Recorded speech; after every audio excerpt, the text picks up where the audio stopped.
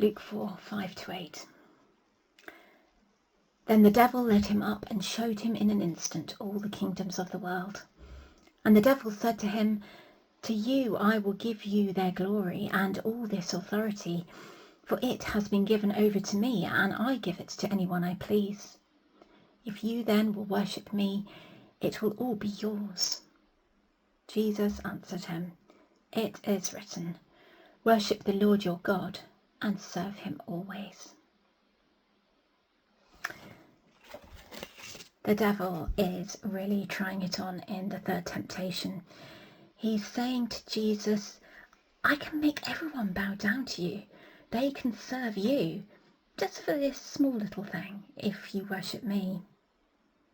And of course, Jesus rightly rejects this and says that he will worship only God, because to worship the devil is to submit to evil, the worst possible thing we could choose to do.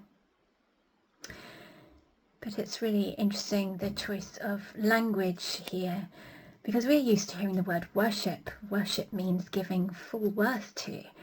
And of course, if Jesus gave the devil his full worship, well, it would be the complete opposite, wouldn't it? But that's not what's going on.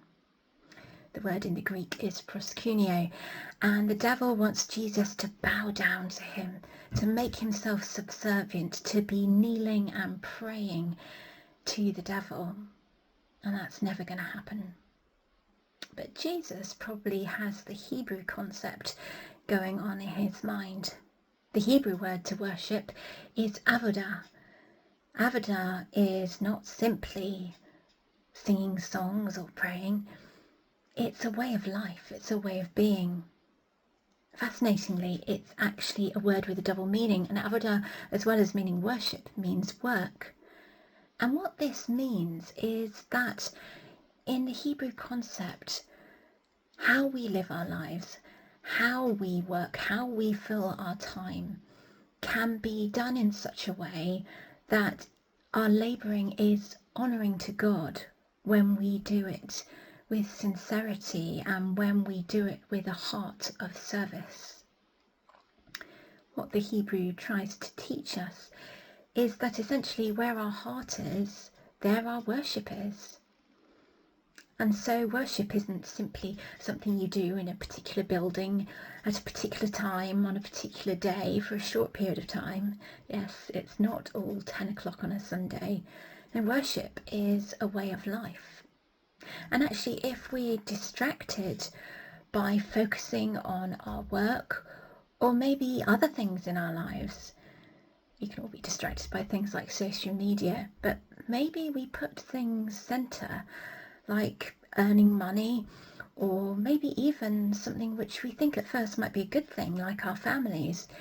If that's where we focus our attention and put all our effort into, then we're in some way worshipping it. Avodah is trying to tell us that we need to orient our lives towards God in all things and through all the things that we do. And that then shows that we have our hearts in the right place.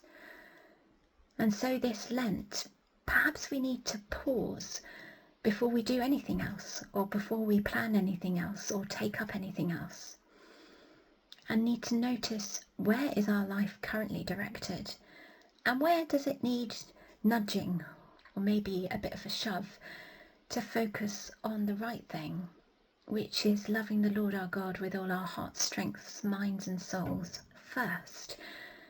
And then we truly are doing avodah, our worship and work, our service is what Jesus says it should be towards God. Amen.